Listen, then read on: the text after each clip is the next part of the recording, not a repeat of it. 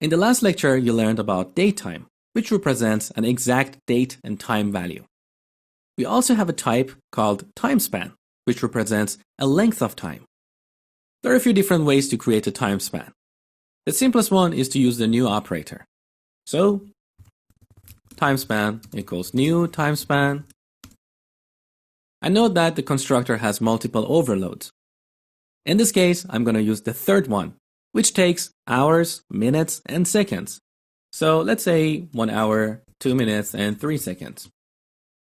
What if we didn't have a value for minutes and seconds? We could just pass 0. So here is an example.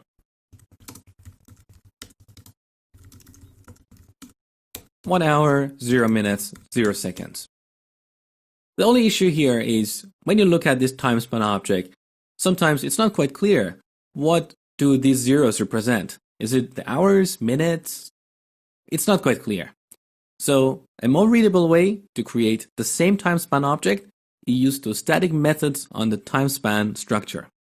So TimeSpan has a bunch of static methods, and they all start with from days, from hours, milliseconds, minutes, seconds, and ticks. So I can just use from hours and pass 1 here. And note that between these two lines, the second one is more readable. There is also a third way to create a TimeSpan. If you have two datetime objects and you subtract them, the result is a TimeSpan. So something like this.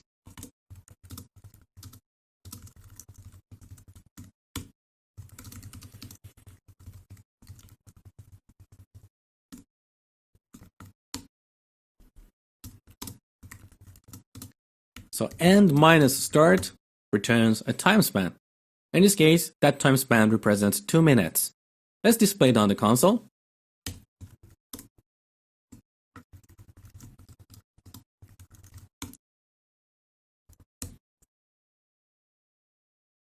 So here is the result. 2 minutes, and it has a slight millisecond value. I think it's because of the datetime.now. So at the time that we read this value, there was a tiny millisecond component in the current datetime. Okay, so this is all about creating TimeSpan objects. Now, once we have a TimeSpan object, we can read its properties very easily. So, each TimeSpan has a number of properties that come in pairs. What do I mean by that? Look at this TimeSpan. It has properties like days, hours, milliseconds, minutes, seconds, and so on. But it also has pair properties that start with total. So, total days, total hours, milliseconds, and so on. What is the difference? Let me show you with an example. So,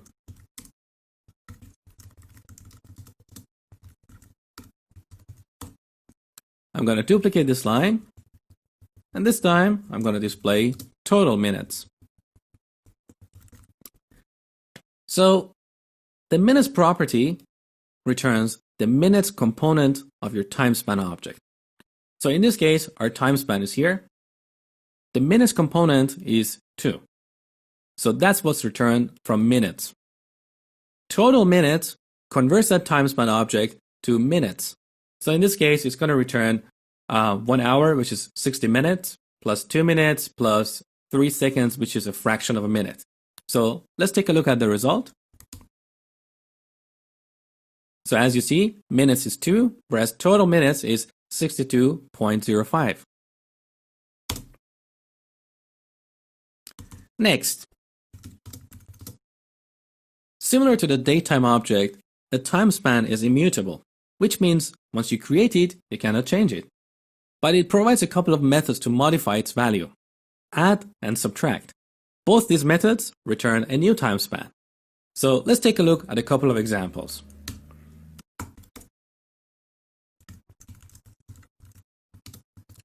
So what I'm going to do is, this time I call the add method.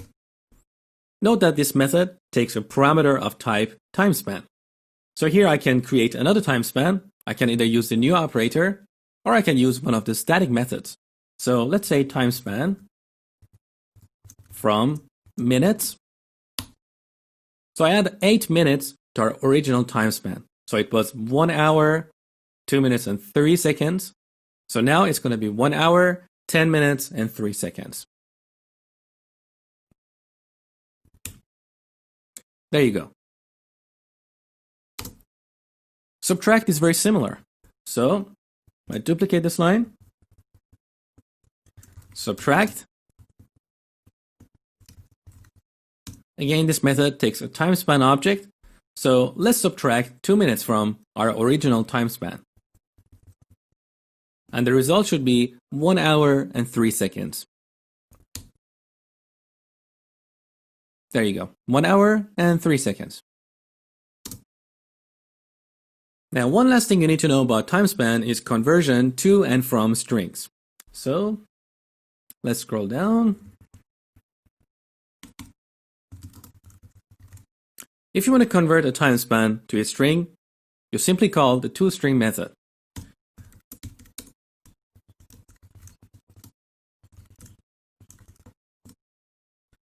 But note that in this case, toString is grayed out.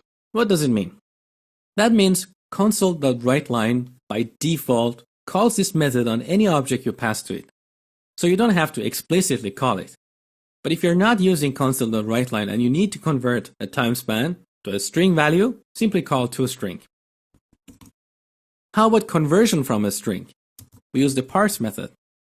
So TimeSpan.parse, that takes a string. So let's say 1 hour, 2 minutes, and 3 seconds. And that returns a TimeSpan object.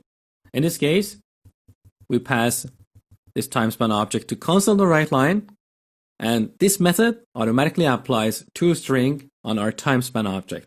Let's take a look at the result. There you go. So parse, 1 hour, 2 minutes, and 3 seconds. That's pretty much all you need to know about TimeSpan. I hope you enjoyed this lecture, and thank you for watching.